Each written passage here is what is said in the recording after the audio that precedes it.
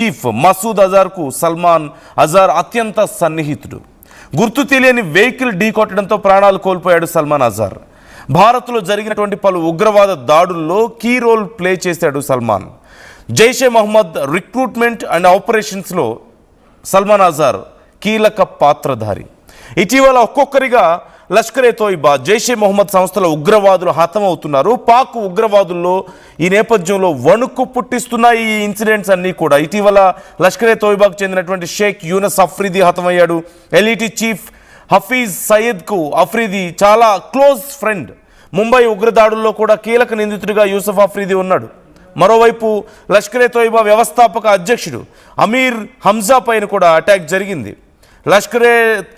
లష్కర్లో హంజా మీద గుర్తు తెలియని వ్యక్తులు కాల్పులకు పాల్పడ్డారు. ఈ కాల్పుల్లో గాయపడినటువంటి హంజా చాలా తీవ్రంగా గాయపడి ప్రాణాలు కోల్పోయాడు. సో ఓవరాల్గా ఈ మధ్య వరుసగా లష్కరే తోయిబా, జైషే మొహమ్మద్ ఉగ్రవాద సంస్థల కీలకమైనటువంటి నాయకులు ఒక్కొక్కరిగా లేచిపోతున్నారు. ఒకరినేమో రోడ్డు మీద వెళ్తుంటే, కారులో కూర్చొని ఉంటే బైక్ మీద వచ్చినటువంటి గుర్తు తెలియని వ్యక్తులు కాల్ చేసి వెళ్ళిపోతారు. మరొకరినేమో దారి పక్కన నడుచుకుంటూ వెళ్తుంటే అటాక్ చేసేస్తారు. మరొకరినేమో కారుతో గుద్ది లేపేస్తున్నటువంటి పరిస్థితి కనపడుతుంది. And it's not easy. Pakistan లాంటి ఒక ఉగ్రవాద దేశంలో ఉగ్రవాద నాయకుల మీద దాడులు జరిగే అవకాశం అనేది అంత ఈజీ కాదు. ఎందుకంటే వాళ్ళ చుట్టూ ప్రాపర్ సెక్యూరిటీ ఉంటుంది. ఉగ్రవాదుల చుట్టూ 10 మందో 15 మందో గన్స్ పట్టుకొని ఉంటారు. వాళ్ళ ఎప్పటికప్పుడు వాళ్ళకి సంబంధించినటువంటి సెక్యూరిటీ వ్యవస్థలు చాలా అలర్ట్గా ఉంటాయి. ఎందుకంటే ఇలాంటి పరిస్థితుల్లో వాళ్ళని అంత ఈజీగా పెట్టల్లా కాల్చిపడేస్తున్నారు. చాలా ఈజీగా మనం చూస్తున్నాం కదా. మొన్న ఒక విజువల్ మనం చూసాం కదా. రోడ్డు పక్కన కారులో ఉంటే జస్ట్ అలా వచ్చి కాల్ చేసి వెళ్ళిపోయారు. ఇప్పుడు వాహనం గుద్దితే చనిపోయాడట, గుర్తు తెలియని వాహనం. And of course Pakistan is blaming India for all these attacks. We don't know India నిజంగా ఏదైనా ఆపరేషన్ చేస్తుందా, సీక్రెట్ ఆపరేషన్ అనేది మనకు తెలియదు. బట్ భారత వ్యతిరేక ఉగ్రవాద సంస్థలు ఏవైతే ఉన్నాయో, గతంలో భారత్ మీద దాడులు చేసిన వాళ్ళు కానీ, ఇప్పుడు భారత్ మీద దాడులు చేద్దాం అనుకున్న వాళ్ళు కానీ, ఫ్యూచర్లో భారత్కి నష్టం చేద్దామన్న ఆలోచనలతో ఉన్నవాళ్ళు కానీ ఒక్కొక్కరుగా పిట్టల్లాగా లేచిపోతుండడాన్ని మనం చూస్తున్నాం. It seems India is playing very big now, very very big and smart. అర్థమవుతోంది. ముళ్ళుని ముళ్ళుతోనే తీయాలన్నట్లుగా ఇక్కడి నుంచి మన ఏజెంట్స్ ఎవరో వెళ్ళి, మన సైన్యం వెళ్ళి మనకు నష్టపోయి ఇదంతా చేయకుండా అక్కడికక్కడే వాళ్ళందరినీ కూడా తుదముట్టిస్తున్నటువంటి పరిస్థితి కనపడుతుంది. And Pakistan is in panic now. ఎందుకంటే ఏ క్షణంలో చాలామంది ఉగ్రవాద నాయకులు బయటికి రావాలంటే భయపడిపోతున్నారు. They are not using their phones. వాళ్ళు మహా అయితే కొంతమంది వాకీ టాకీస్ యూజ్ చేస్తున్నట్లుగా తెలుస్తుంది. వాళ్ళ ఫోన్లు యూజ్ చేయట్లేదు. శాటిలైట్ నెట్వర్క్కి దూరంగా ఉంటున్నారు చాలామంది. ఇన్ఫ్యాక్ట్ బంకర్స్లో ఉంటున్నారు చాలామంది. బయటికి రావాలంటే వణికిపోతున్నారు. సొంత వాళ్ళను కూడా నమ్మలేకపోతున్నారు. వాళ్ళ సెక్యూరిటీ వ్యవస్థలను షఫుల్ చేసుకుంటున్నటువంటి పరిస్థితి కనపడుతుంది. ఇన్ఫ్యాక్ట్ వాళ్ళ ఆర్మీ సంరక్షణలో కొంతమంది బ్రతుకుతున్నారు. And still they are not confident that they are not going to live longer. So very very సింపుల్గా మనకి సిచ్యువేషన్ అర్థమవుతుంది. అండ్ పోతున్న వాళ్ళందరూ కూడా కరుడు గట్టిన ఉగ్రవాదులు, 100 మంది ప్రాణాలను తీసిన వాళ్ళు, 1000 మంది 1,00,000 మంది ప్రాణాలను తీయడానికి రెడీ అవుతున్న వాళ్ళు, అలాంటి వాళ్ళు పోతున్నారు. And Pakistan is blaming India. ఇప్పుడు మరి చూస్తున్నాం జైషే కమాండర్ ఇప్పుడు ఖతం అయ్యాడు. జైషే మొహమ్మద్ చీఫ్ మసూద్ అజార్కు చాలా క్లోజ్ ఫ్రెండ్. అతను టాప్ కమాండర్ మౌలానా సల్మాన్ అజార్ అతని పేరు. పాకిస్తాన్లో ఉన్నటువంటి ఒక రోడ్డు మీద వెళ్తుంటే ఒక వాహనం వచ్చి ఢీ కొట్టిందంట. It's not that easy. ఖచ్చితంగా it's very much pre planned అనేది అర్థమవుతుంది. But do you really believe India is behind all of these? India, Bharat, మన మహిళల తిలకాల్ని తుడిపేసినటువంటి, మన భారత స్త్రీల సింధూరాల్ని తుడిపేసినటువంటి ఆ దుర్మార్గుల పని పడుతున్నట్లుగా కనపడుతుందా? ఆపరేషన్ దురంధర్ కంటే మరింత భయంకరమైనటువంటి, అఫ్కోర్స్ మనకి ఈ సినిమాల్లో చూపించింది అక్కడక్కడ ఎక్కడో జరిగినవి, ఒకటి రెండు బయటకు వచ్చినవి మాత్రమే మనం చూసాం. బట్ భారతదేశం ఇంతకంటే మరింత పకడ్బందీగా, and of course we are strongest nation in the world, top 5లో ఉన్నాం మనం.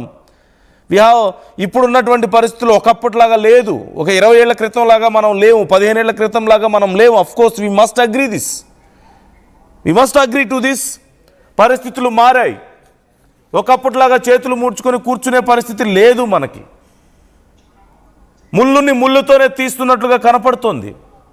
చాలామంది ఒపీనియన్స్ ఇదే. I'm not saying of course ఎగ్జాక్ట్గా ఇదే జరుగుతుందని నేను చెప్పడం లేదు, బట్ ఇట్ సీమ్స్ చాలామంది ఒపీనియన్ ఇదే and so many people are believing this.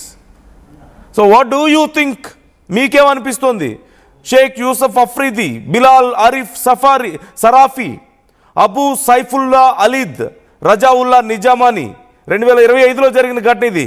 Faisal నదీం అబూ కతల్ 2025లోనే ఈ ఘటన కూడా జరిగింది. గుర్తు తెలియని వ్యక్తులు వచ్చి అతన్ని హత్య చేసి వెళ్ళిపోయారు. సో వీళ్ళందరూ కూడా భారతదేశం మీద దాడులకు పాల్పడిన వాళ్ళే, ఇంక్లూడింగ్ ఇప్పుడు బిలాల్ ఆరిఫ్ సరాఫీ కానీ, అలాగే షేక్ యూసఫ్ అఫ్రీది కానీ, ఎల్ఈటి కీలక నాయకుడు. సో వీళ్ళందరూ కొంతకాలంగా ఈ పాకిస్తాన్లో జరుగుతున్నటువంటి దాడుల వెనక భారతదేశం ఉంది. మా దేశంలో ఉగ్రవాద చర్యలకు పాల్పడుతుంది భారత్ అని చెప్తోంది. Even 2 days back they released A video of CCTV. So వాళ్ళు అందులో ఏం చెప్పారు? భారతదేశం కొంతమంది ఉగ్రవాదుల్ని పాకిస్తాన్లోకి పంపించి అక్కడ ఏదో పేలుళ్లకు పాల్పడాలి అని అనుకుంటే ఈలోగా వాళ్ళ ఆర్మీ పేల్చేసిందని ఒక వీడియోని రిలీజ్ చేశారు. సో ఇలాంటి ఏవో కొన్ని కల్పించినటువంటి వీడియోల్ని ప్రపంచానికి చూపించాలనుకుంటుంది. But it's not that easy. Fact check అనేది ఒకటి ఉంటుంది కదా. తర్వాత they have to prove to the international society with proper evidence. అక్కడ ఫెయిల్ అవుతూ వస్తున్నారు. ఇప్పటి వరకు భారతదేశం పాకిస్తాన్లో ఒక ఉగ్రవాద దాడికి పాల్పడినట్లుగా అదర్ దాన్ మన ఇంటెలిజెన్స్ చేసినటువంటి కొన్ని ఆపరేషన్స్ కాకుండా ఒక ఉగ్రవాద దాడి, ఒక సామాన్యుల ప్రాణాలను తీసినట్లుగా పాకిస్తాన్ ప్రూవ్ చేయలేకపోయింది. ఇప్పుడేవో కొన్ని పనికిమాలిన వీడియోలు తీసుకొచ్చి కొంత ప్రూవ్ చేసే ప్రయత్నం చేస్తున్నారు, వాటిని ఏదో చూపించాలని చెప్తున్నారు. But do you think the world is in that state to believe Pakistan's conspiracies live?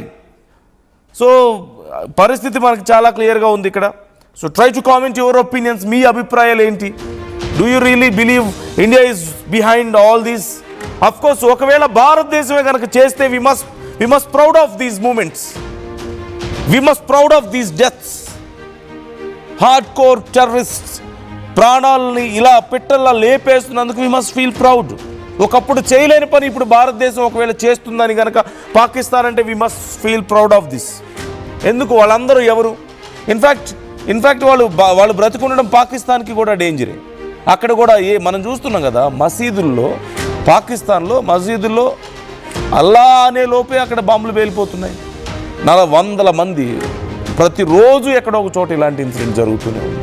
10ల సంఖ్యలో సామాన్య ప్రజలు ప్రాణాలు కోల్పోతూనే ఉన్నారు. In fact if India is doing this, it's good for Pakistan also. They must appreciate Indians effort. ఒకవేళ చేస్తే we don't know. So try to comment. మీ ఒపీనియన్స్ని కూడా కామెంట్ చేయండి. ఇక్కడ ఆర్టీవీ అడిగినటువంటి ప్రశ్నకు చాలామంది రెస్పాండ్ అవుతున్నారు. టెర్రరిస్టుల మరణాల వెనక ఇండియా ఉందా అనే ప్రశ్నకు 78% ఎస్ అని చెప్తున్నారు. కేవలం 22